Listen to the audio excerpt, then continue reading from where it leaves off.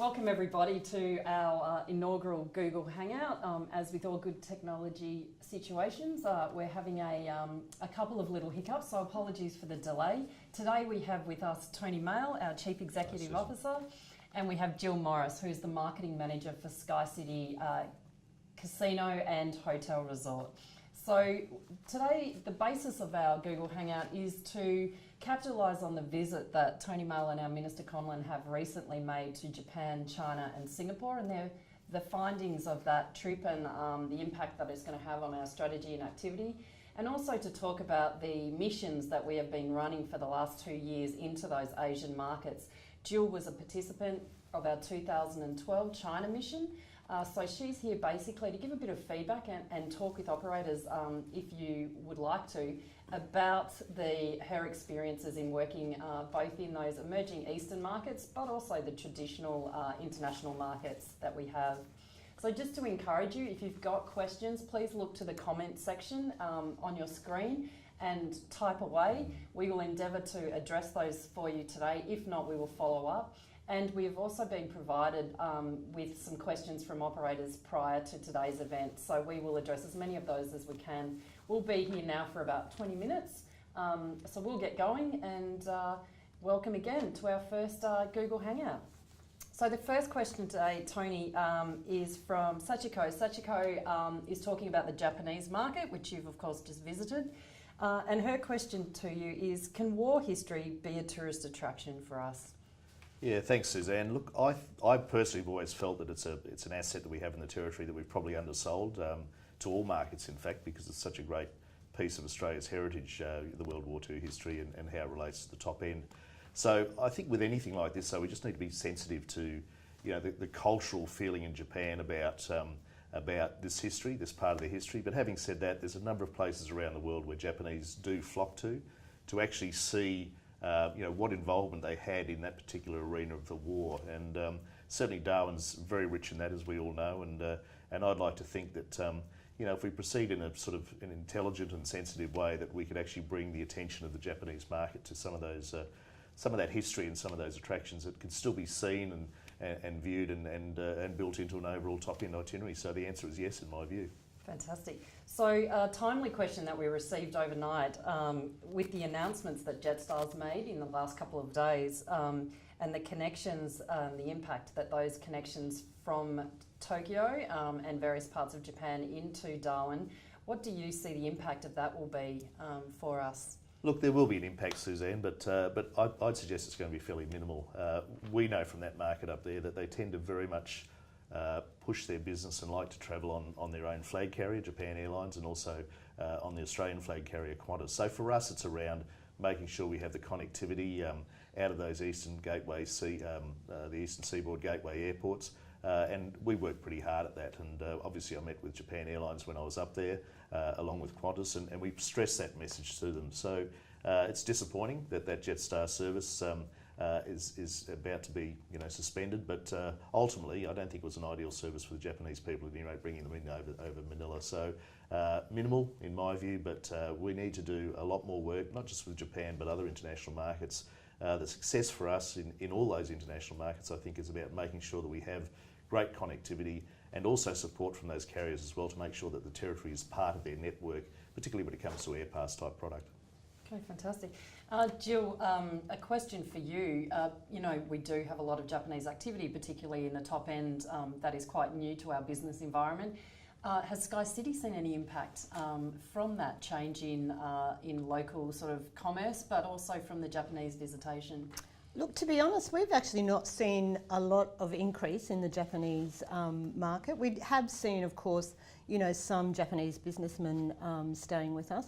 It's not a market that we're targeting very heavily at the moment, but what we will do is certainly look to targeting it through digital channels, such through our GDS booking system, through pay-per-click, those kinds of things to encourage people to come. But interestingly, it's very difficult for hotels, and I'm sure tour operators as well, to actually track where your business is coming from, because, for instance, we do know that from China, Ctrip, who is one of the largest online travel agencies there, actually books through booking.com. So for us to actually really know where that booking came from in the first place is quite hard. So when I say we're not really getting a lot from Japan, we could be from other ways. So yeah, really hard to So you tell. just have to rely on who's walking around the resort or... Yeah, we do try to keep an eye out that way. That's actually about the best way.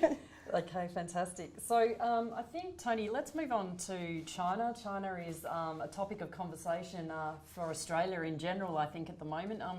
Maybe, first of all, your observations of your visit. It was your first visit into China, so a bit of a chat about that, and then I've got some questions that have come in. Yeah, sure, Suzanne. Well, I think I went up to China with a bit of an idea in my mind what I'd find up there, and I've got to tell you, I was gobsmacked, you know, at the size of that market and the sophistication of the market, particularly in the two areas that we visited, Shanghai and Beijing.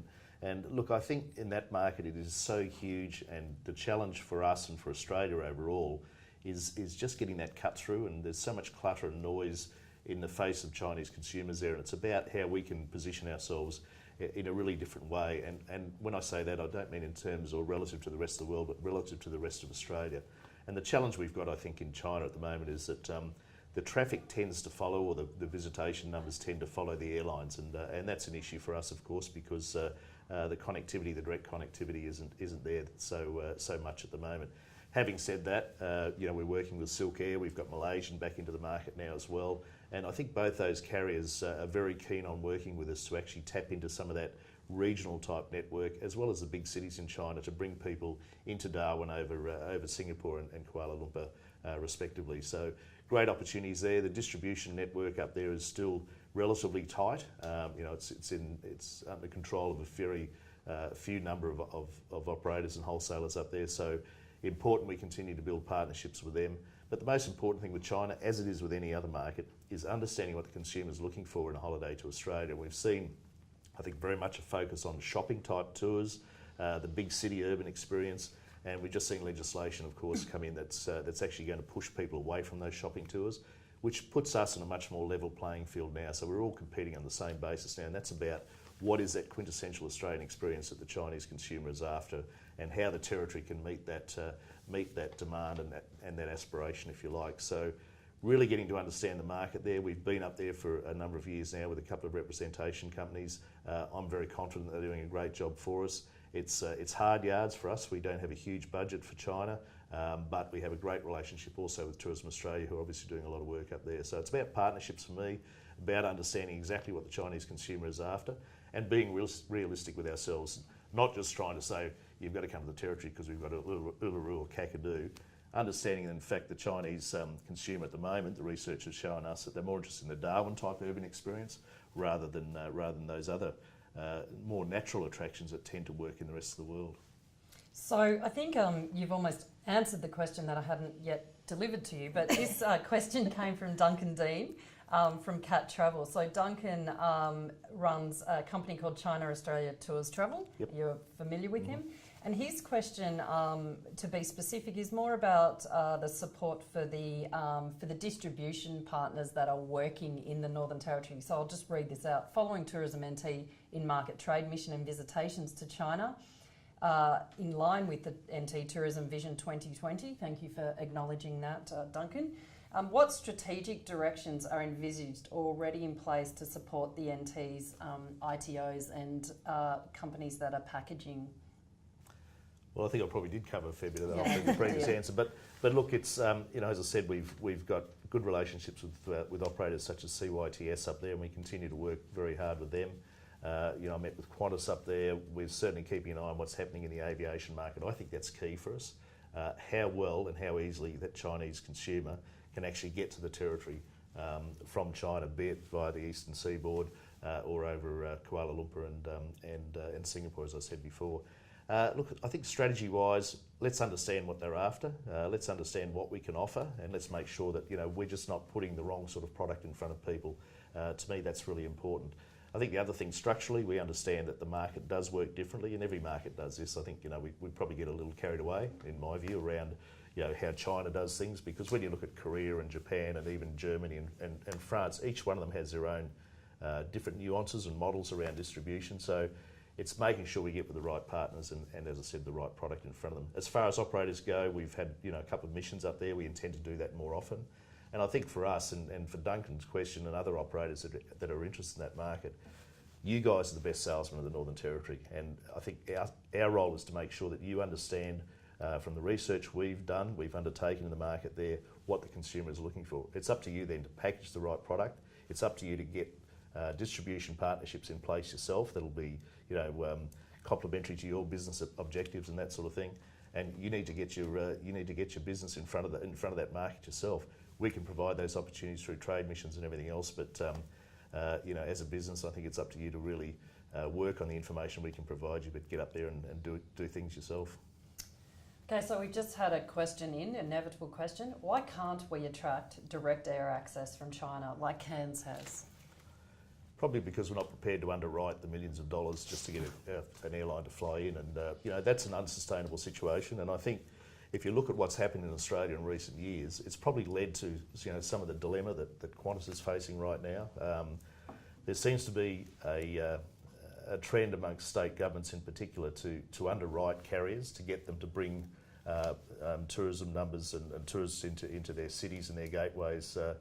And look, from my days in airlines and certainly from experience in being involved in those sort of activities in the past, as I said, it's unsustainable and it's probably a little bit destabilising to the market as well. Ideal situation, you might provide some seed funding to a carrier. There's a requirement for them to commit beyond the period of the funding arrangement. But having said that, right at the start of things, you need to be realistic about the business case and understand that that service does have the potential to be sustainable. We're not in the business of underwriting airlines, certainly at tourism. It's something the broader NT government may consider if they look at the broader economic impact across the whole business community, but it's certainly not it's not in our interest to do that. Okay, thanks. So I think what we might do is pose one of the questions that I think is most relevant, Jill, for you to answer. I can in part help with this. The question comes from Tom Winter, who is a long-time operator in the top end. How long have we had representatives in China and what have they achieved for the top end specifically? So I can just add to this that our representation company that we have, ATR, have been under contract for 4 years. And before that, we had a sales representative, a single person that was just visiting the travel agents for a couple of years. But Jill, from your perspective, maybe rather than us bang on about what we know about the top end, maybe you could talk about your experiences with this market. Yeah, I guess Sky City, we've, I guess just can take you a little bit on our journey of working in these markets and what's happened for us. We've actually been working in the Eastern Hemisphere markets for about 10 years now, attending Australian Tourism Exchange, and that's kind of where we started that process of, starting to talk to agents, which, has been very challenging over time. There's language difficulties and, of course, the first thing we used to have to do at appointments was actually get a map of Australia out in relation to China and actually show them where Darwin was. But it is about kind of persevering and really plugging away at that market. Through the support from Tourism NT, we then decided that we really needed to, bring our work together and actually get up to China and really try to understand what was going up there. In 2009, we actually participated on the Greater China Travel Mission, which is a trade show that was held in Shanghai. We kind of walked away from that going, well, that was okay, but still for us it just didn't feel like we were pulling everything together.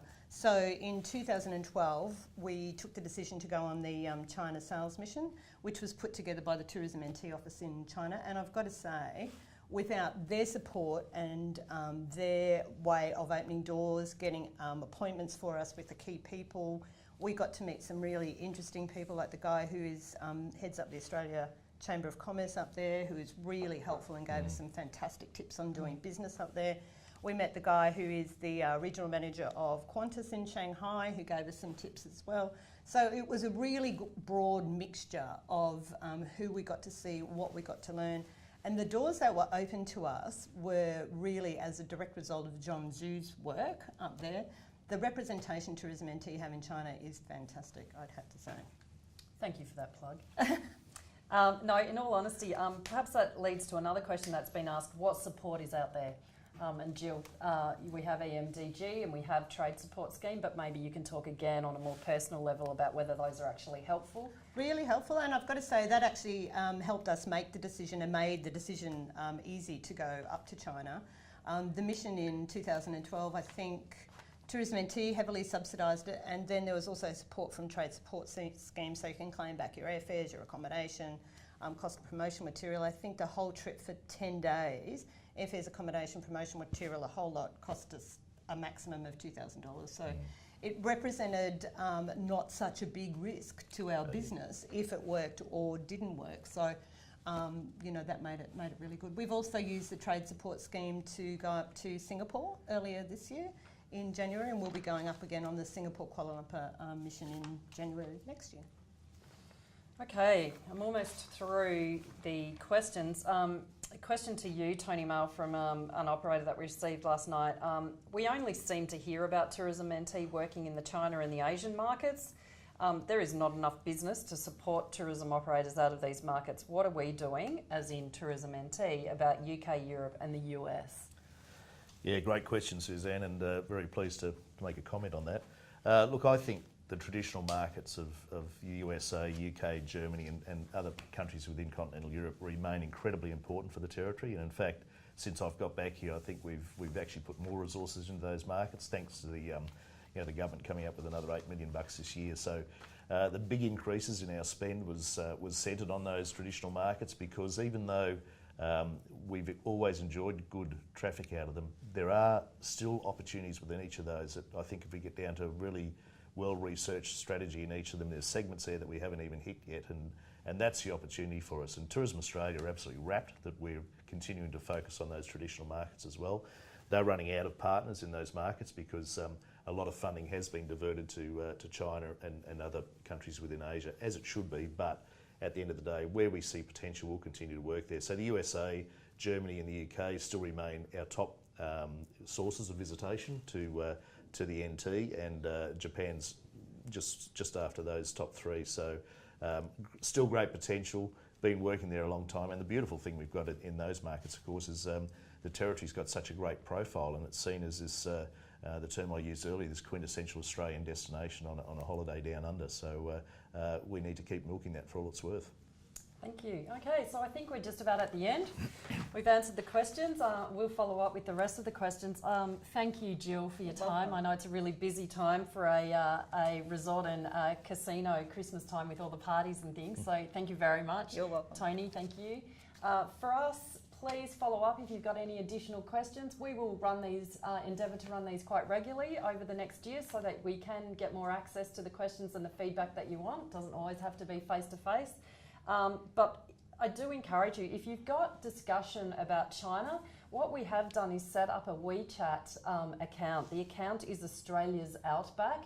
Now, the guys that have been on the China mission this year and last year are already on there, sharing experiences, market intelligence, asking questions of our international team. So please, Australia's Outback, set up your account on WeChat and ask away, and we will endeavour to make sure that communication keeps open and keeps very current and commercial. Thank you very much.